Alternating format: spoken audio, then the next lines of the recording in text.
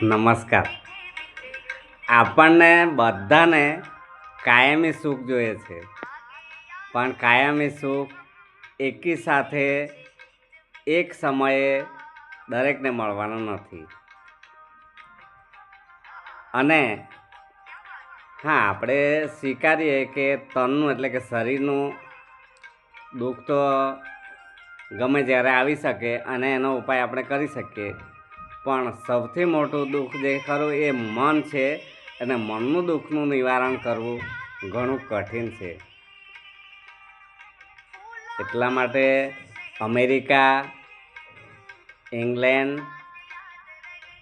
New Zealand, Australia, Japan, Italy જેવા વિકસિત દેશોની પ્રજા ખૂબ જ સુખી છે એવું માનવામાં આવે છે.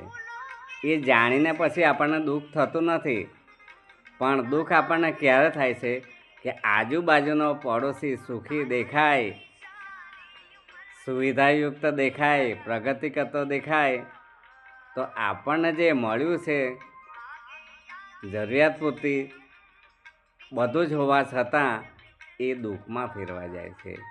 આ આપણો દૃષ્ટિકોણ દુઃખી કરે છે. આંબો, આંબલી, લીમડો, બાવળ એક સાથે મેં ઊભેલા જોયા છે, અને તેઓ ક્યારેય પણ એકબીજાને સાથે ઝઘડો કરતા નથી. પણ એટલે સુધી જોયા છે કે જ્યારે પવન આવે જોરમાં, ત્યારે એકબીજાની ડાળીઓ જાણે કે એકબીજાને ભેટીને પ્રેમ કરતા હોય. એમણે એવું સ્વીકારી લીધું છે કે તું તારી જગ્યાએ સાચો અને હું મારી જગ્યાએ સાચો.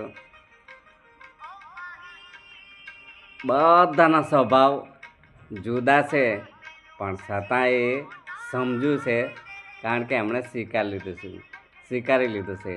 પણ માણસ સમજે તો ને. તેથી મિત્રો, આ જિંદગીની યાત્રાની ટ્રેનમાં આપણે મુસાફરી કરી રહ્યા છીએ, એમાં એક એક પળ અણમોલ છે, અને એ પળ વાપરીએ નહીં, બચતમાં રાખીએ તો ફરી પાછી રિફંડ મળવાની સુવિધા નથી. તેથી એક એક પળનો ઉપયોગ કરીએ મોજથી, આનંદથી, આપણા સારા કર્મોથી. આવતીકાલ કોણે જોઈ? કોઈના માટે આવતીકાલ પૂનમની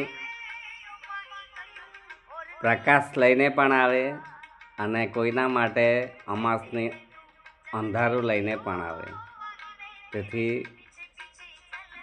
આજની યાત્રામાં, વર્તમાનમાં, આપણે જિંદગીની મુસાફરીની ટ્રેનમાં મોજથી જિંદગીને માણીએ.